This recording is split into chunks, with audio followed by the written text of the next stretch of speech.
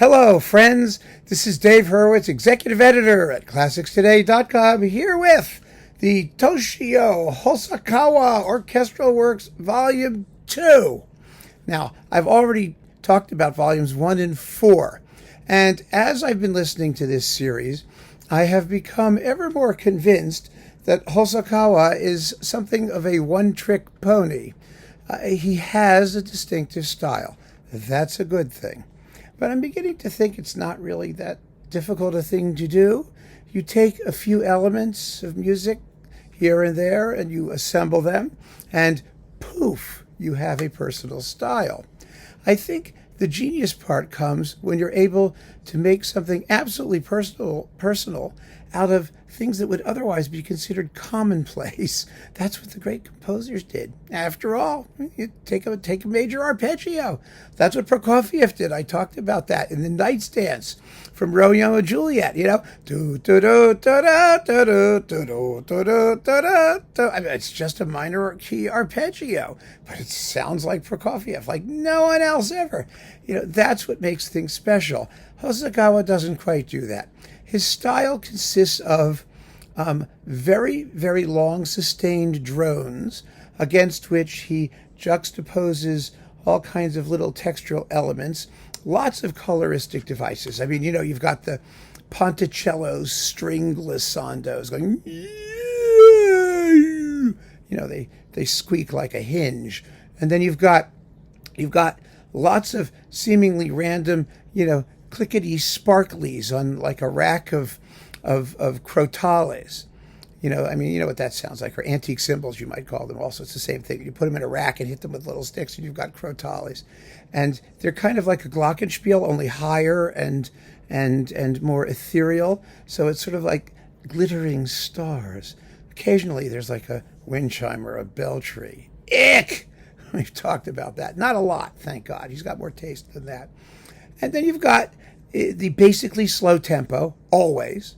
Absolutely. I mean, he'll subdivide the beat to make it sound faster, but it's completely static. And the tempos are glacially slow for the most part. And the form, such as it is almost always the same. You know, you start out with a drone and, you know, noises start to assemble themselves, and then they build to a big climax and then ebb away and subside.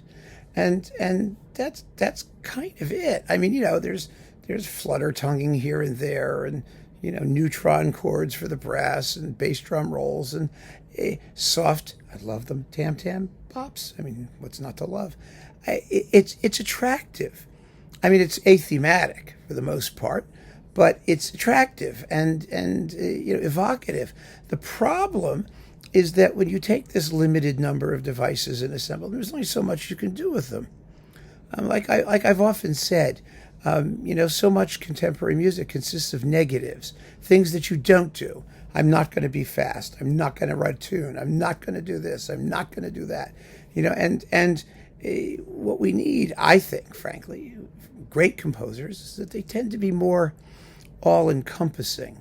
Or if they have a hermetically sealed style, like someone like Morton Feldman did, I mean, they take it to its furthest limits and explore what those are. But this is neither here nor there. It's not. It doesn't sound like anybody else.